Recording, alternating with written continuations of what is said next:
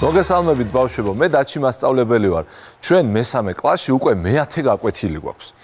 წინა გაკვეთილზე ჩვენ ვისაუბრეთ გამრავლებაზე და გაყოფაზე. დღეს ჩვენ თქვენს დაბადების დღეზე უნდა ვისაუბროთ. დაბადების დღე მინდა რომ დავაკავშიროთ ცხრილთან, დიაგრამასთან, პიქტოგრამასთან. აი მოდი წარმოვიდგინოთ რომ თქვენ გაქვთ დაბადების დღე და გადაწყვეტეთ რომ თქვენი მეგობრები დაპატიჟოთ. ფიქრობთ იმაზე რა შესთავაზოთ, რა დაახვედროთ, რომელი საჭმელი იყიდოთ, რომელი სასმელი იყიდოთ. მე მგონი უმჯობესია რომ მათ თავად კითხოთ, რომ ისე არ მოხდეს რომ რამე დაგაკლდეთ, ან რაღაცა ბევრი იყიდოთ და არავის არ უნდოდეს. აი ნახეთ, აი ესეთი პროდუქტები რომ ჩამოთვალოთ და კითხოთ თქვენს მეგობრებს რომ რა გინდათ. რა გინდათ ჩემთან რომ მოხვალთ რომ მე თქვენ დაგახვედროთ. ეს მათი ნათქვამი რომ ძალიან არ აგვერდაგვერიოს ერთმანეთში, სასურველია რომ ცხრილში ჩავწეროთ. ტორტს ჩვენ დავახვედრებთ, მაგრამ მათ მოდი ვუთხრათ რომ დაგვისახელონ რაიმე 3 საჭმელი, სასმელი, სულ 3 რამ დაასახელონ, რაც უნდათ რომ ჩვენ მათ დავახვედროთ. ცხრილში პირველ სვეტში ჩავწეროთ ბავშვების სახელები, ხოლო მეორე სვეტში ჩავწეროთ ის, რასაც ისინი გვეტყვიან. აი ასე რომ არ აგვერდაგვერიოს კიდევ ერთხელ ვამბობ, აი ასე ცხრილში მოწესრიგებულად ჩავწეროთ. ნახეთ, მე მოვამზადე უკვე თქვენთვის, ჩამოწერე ასე სახელები, ჩემი მეგობრების და ჩამოწერე ის 3 რამ, რაც შეიძლება მათ ეთქვათ ჩემთვის რომ სურთ მე დავახვედრო დაბადების დღეზე. მაგალითად, ნინოს უნდა რომ წვენი იყოს, ხაჭაპური და ბანანი. მაგალითად დათოს უნდა რომ იყოს ნაყინი, ხაჭაპური და კარტოფილი. თამუნას უნდა რომ იყოს კომპოტი, ბურგერი და კარტოფილი. აი ნახეთ, უკვე აქ ამ ცხრილში მე მოცემული მაქვს ყველა ის მონაცემი, რის მიხედვითაც შემიძლია უკვე წავიდე და ვიყიდო მაღაზიაში რაღაცები. მაგრამ მოდი აბა დავფიქრდეთ, აი აქ ნახეთ ლურჯი და მწვანე კითხვები მაქვს. ამ ცხრილის დახმარებით შეგვიძლია ამ კითხვებს გავცეთ პასუხი? უпростоრად ადვილი იქნება, შეძლებთ კი შევძლებთ, მაგრამ მოსახერხებელი იქნება? აბა ვნახოთ. აი მაგალითად ეს კითხვა. რომელი პროდუქტი მოითხოვა ყველაზე მეტმა ბავშვმა? ამ კითხვას რო პასუხი გავცეთ, ახლა უნდა დავიწყო თითოეულის თვლა.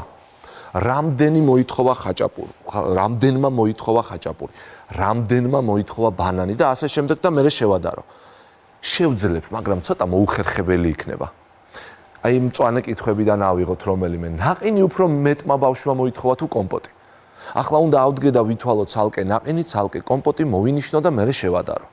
ესე იგი, ცხრილი კარგია, ძალიან გვეხმარება რომ არ აგვერდაგვერიოს ერთმანეთში ვინ რა გთხოვა, მაგრამ რაღაცნაირი კითხვებისთვის მაინც მოუხერხებელია. არა უშავს. ამისთვის არსებობს დიაგრამა. ახლა ვიგეთყვით რა არის დიაგრამა. ვიღებ აი ასეთ ბადეს და ეს ის პროდუქტებია, რომელიც ჩემმა მეგობრებმა ითხოვეს. ვაშლი, ბანანი, ხაჭაპური, პიცა, ბურგერი, კომპოტი, წვენი, კარტოფილი, ნაყინი. ახლა ნახეთ რას ვიზავ. ქვედა სვეტში დავალაგებ ამ პროდუქტებს და სტრიქონში უკაცრავად და პირველ სვეტში ჩამოვწერ რაოდენობებს. აი ასე. ნახეთ. აი ასე. ქვედა სტრიქონში დავალაგე ეს პროდუქტი, ხოლო პირველ სვეტში რაოდენობები 0-დან ვიწყებ 2, 4, 6, 8, 10, 12, 14, 16. ამის შემდეგ ვიღებ ისევ ჩემს ცხრილს, ცხრილი ძალიან საჭირო რამეა და იმის მიხედვით ვიწყებ თვლას და აი აქ მონიშნას. ნახეთ, რა გამომივიდა საბოლოო ჯამში? ავიღე ცხრილი და დავიწყე წერტილების დასმა. შეხედეთ, აი წვენი ითხოვა 4 ადამიანმა. მაგალითად ხაჭაპური ითხოვა, შევხედოთ, ეს არც 4-ია, არც 6-ია, შუაშია, ანუ 5 ადამიანმა. მაგალითად ეს რა არის? პიცა 7 ადამიანმა. ესე იგი, მე აქ წერტილები დავსვი და უკვე მივიღე დიაგრამა. წერტილოვან დიაგრამას ეძახიან, რადგან წერტილებია. აი წერტილები კიდე ისე კარგად არ ჩანს. ამიტომ ავდექი და ეს წერტილები ხაზებით შევაერთე. ნახეთ რა გამომივიდა? უკვე ხაზოვანი დიაგრამა გამომივიდა. აქ კიდე უკეთესად ჩანს რომელი პროდუქტი რამდენმა ბავშვმა ითხოვა. და მოდი ახლა ავდგეთ და აი ამ კითხვებს, რომელიც ჩვენ წეღან ლურჯი და მწვანე ფერის კითხვები ქონდა და გაგვიჭირდა, ხო? იმაზე პასუხის გაცემა. აბა ახლა ვნახოთ. პირველი კითხვა. რომელი პროდუქტი მოითხოვა ყველაზე ნაკლებმა ბავშვმა? ვუყურებ წერტილს, რომელიც ყველაზე ქვემოთ არის. ბანანი. ნახეთ რა უცებო პასუხი. მეორე კითხვა. რომელი პროდუქტი მოითხოვა ყველაზე მეტმა ბავშვმა? ახლა ვეძებ წერტილს, რომელიც ყველაზე ზემოთ არის. აბა რა არის? კარტოფილი. შემდეგ, რომელი პროდუქტი მოითხოვა 6-მა ბავშვმა? აბა ვნახოთ. 6 ცალი, წამოვედი. აჰა, ვიპოვე. ვაშლი. ნახეთ როგორ მომეხმარა დიაგრამა, ხაზოვანი დიაგრამა, თუმცა წერტილოვანზეც შევძლებდი ამ კითხვებზე პასუხის გაცემას. მე ხაზოვანი მომწონს, იმიტომ რომ უფრო კარგად ჩანს. ასევე შეგვიძლია ეს მონაცემები სვეტების სახით გავაკეთო. წერტილებით და ხაზებით კი არა. სვეტები გავაკეთო. გავაფერადო. ნახეთ რას გულისხმობ? აი ასეთ სვეტოვან დიაგრამას გულისხმობ, სადაც სვეტებია წერტილების და ხაზების მაგივრად. ამ შემთხვევაში მე ჩამოვწერე თითოეულის დასახელება, წვენი, კომპოტი, ნაყინი, ხაჭაპური და ასე შემდეგ. ქვემოთ დავხატე კიდევაც. არ არის აუცილებელი ორივე იყოს, მაგრამ მე ორივე გავაკეთე და ისევ დავიწყე რაოდენობების მითითება. ახლა მოდით მწვანე კითხვებს უპასუხოთ წეღან რომ გაგვიჭირდა. რომელი პროდუქტი მოითხოვა თანაბარი რაოდენობის ბავშვმა? აბა ვნახოთ ერთნაირი სიმაღლის სვეტი რომელია? აი ხედავთ ხომ? ხაჭაპური და ბურგერი. შემდეგი კითხვა. ნაყინი უფრო მეტმა ბავშვმა მოითხოვა თუ კომპოტი? პოულობ ნაყინს, პოულობ კომპოტს, ნაყინი მეც მოუთხოვია. შემდეგი კითხვა. რომელი პროდუქტი მოითხოვა 9 ბავშვმა? გადავდივარ აქეთ, ვეძებ 9-ს, 8 მაქვს, 10 მაქვს, ესე იგი სადღაც შუაში არის 9. წამოვედით, ნაყინი. ნაყინი მოითხოვა 9 ბავშვმა. შემდეგი კითხვა. წვენი უფრო მეტმა ბავშვმა მოითხოვა თუ ბურგერი? ბურგერი, წვენი, ბურგერი მაღალია, ბურგერი პასუხი. ბოლო კითხვა.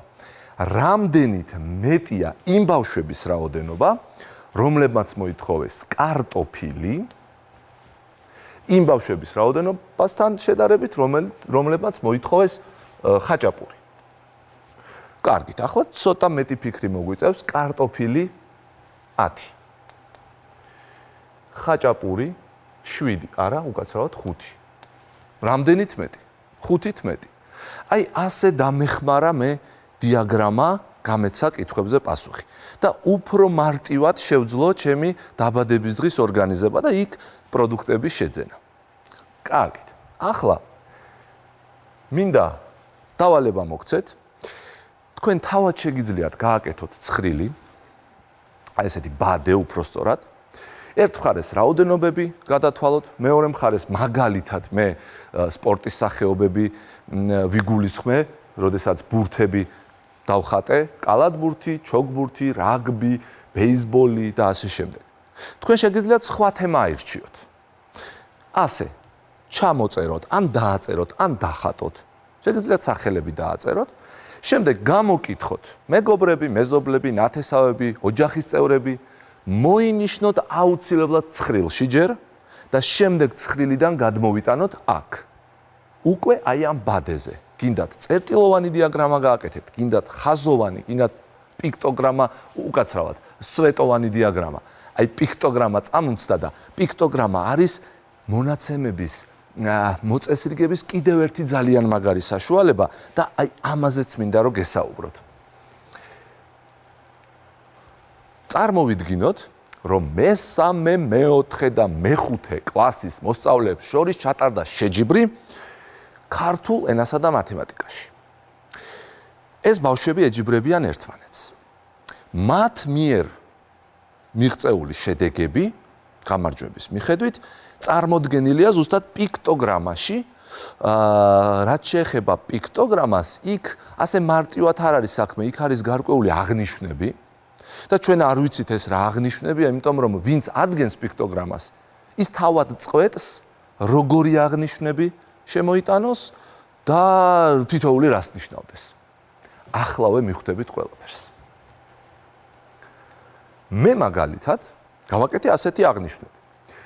აი ასეთი ტვინი, ლურჯი და ვარდისფერი ტვინი, თლიანი ტვინი ჩემს პიქტოგრამაში ნიშნავს 5 გამარჯვებული ორივე საგანში. ქართულშიც გაიმარჯვა და მათემატიკაშიც. ნახევარი ლურჯი ტვინი ნიშნავს 3 გამარჯვებულს მათემატიკაში, მხოლოდ მათემატიკაში რომ გაიმარჯვა და აი ასეთი ნახევარი ტვინი ვარდისფერი ნიშნავს რომ 2 გამარჯვებულია ოღონდ მხოლოდ ქართულ ენაში. ახლა ნახეთ. ეს უკვე მაქვს აი აქ მოცემული პიქტოგრამა, გარკვეული ცხრილი, ასე ვთქვათ, სადაც ეს აღნიშნები მაქვს შეტანილი. მოდი დავაკვირდეთ. პირველი სტრიქონი, მესამე კლასის მოსწავლეები, მეორე სტრიქონი, მეოთხე კლასის მოსწავლეები და მეხუთე კლასის მოსწავლეები. და ხედავთ მათ გასწვრივ აი ამ ტვინებს. მოდით ახლა ამ პიქტოგრამის, ამ აღნიშნების, ამ წესების მიხედვით უპასუხოთ აი ამ შეკითხვებს. გამოვაჩინოთ ყველა. პირველი შეკითხვა. რომელი კლასის მოსწავლეებს ყავთ ყველაზე მეტი გამარჯვებული ორივე საგანში? ორივე საგანში, ანუ მთელ ტვინებს უყურებთ. მესამე კლასელები 1, 2, 3, 4, 5, 10, 15, 20 ყავს მესამე კლასელებს. მეოთხე კლასელებს ორივე საგანში 5, 10, 15. მეხუთე კლასელებს 5, 10, 15, 20, 25, 30. ესე იგი გამოვიდა რომ ორივე საგანში გამარჯვებული ყველაზე მეტი ყავთ მეხუთე კლასელებს. კარგი, შემდეგი შეკითხვა. რომელი კლასის მოსწავლეებს ყავთ ყველაზე მეტი გამარჯვებული მხოლოდ ქართულ ენაში? გავიხსენოთ ქართული ენა მხოლოდ რითი არის აღნიშნული და დავთვალოთ. მე მგონი დათვლაც არ უნდა. აქ მეოთხე კლასელები ყველას ჯობნიან, ნახეთ რამდენია. მე მგონი ანგარიშიც არ არის საჭირო. მეოთხე კლასელებს ყავთ ყველაზე მეტი გამარჯვებული მხოლოდ ქართულ ენაში. ბოლო კითხვა ვნახოთ. რომელი კლასის მოსწავლეებს ყავთ ყველაზე მეტი გამარჯვებული? საერთოდ. ამისთვის უნდა ვიანგარიშოთ. მოდი დავიწყოთ. მესამე კლასი. როგორც თქვით, 5, 10, 15, 20. ახლა ვითვლით მხოლოდ მათემატიკაში გამარჯვებულებს. თითოეული ნიშნავს 3 ბავშვს. 3, 6, 9, 12. ქართულზე გადავედით. თითოეული ნიშნავს 2 ბავშვს. 2, 4. ჯამში გამოგვივიდა 36. გადავედით მეოთხე კლასელებზე. 5, 10, 15 ორივე საგანში. მიუმატოთ. მათემატიკა 2 ლურჯი ტვინი აქვს, ნახევარი, ხომ? 6 ესე იგი. დავითვლით ქართულს. ქართული გვახსოვს 2-ს ნიშნავს 1 ნახევარი. 2, 4, 6, 8, 10, 12, 14. ჯამში გამოგვივიდა 35. და ბოლოს დაგვრჩა მეხუთე კლასელები. ვნახოთ, რამდენი გამარჯვებული ყავს ორივე საგანში. გვახსოვს ხომ 30 ყავდათ. დაუმატოთ 3 გამარჯვებული მხოლოდ მათემატიკაში და 2 გამარჯვებული მხოლოდ ქართულ ენაში. აქაც 35 მივიღე, ესე იგი ყველაზე მეტი გამარჯვებული ყოლიათ მესამე კლასელებს. ესეც ჩვენი პიქტოგრამა. მოკლედ, ვფიქრობ, რომ ძალიან საინტერესოა და ძალიან საჭირო მონაცემების ასე მოწესრიგება. და ძალიან ბევრ რამეში გამოგვადგება. დავზოგავთ დროს, არ შეგვეშლება, ზუსტად განსაზღვრავთ რაღაცებს და ჩვენი დაბადების დღე ძალიან მაგარი გამოვა. ახლა უნდა დაგემშვიდობოთ. დასრულდა ჩვენი მე-10 გაკვეთილი, მინდა დაგემშვიდობოთ და ჩვენ შევხვდებით ბოლო მე-11 გაკვეთილზე.